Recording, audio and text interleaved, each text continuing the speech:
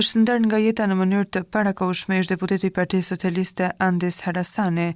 Harasani u nda nga jeta në moshën 54 vjeçare pas një betejë 2 vjeçare me një sëmundje të rëndë nga e cila vuante. Lajmi i hedhur është bërë me dije në rrjetet sociale nga miku i tij Gimuço.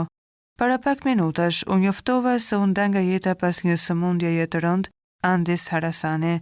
Andisin e kam njohur kur e kisha student në Fakultetin Ekonomik. Ishte vërtet një student inteligjent. Më pas punuam bashk, ishte një tiron si omël dhe një djalë i zoti, shkruan miku i ish deputetit të Partisë Socialiste.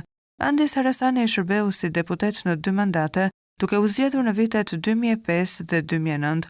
Para kësaj, nga shtatori 2002 deri në korrik të vitit 2005, ai mbajti postin e drejtorit të Korporatës Elektroenergjitike Shqiptare. Në vitin 2012, Harasani dha dorëheqjen nga mandati i deputetit dhe u shpërngul në Shtetet e Bashkuara të Amerikës.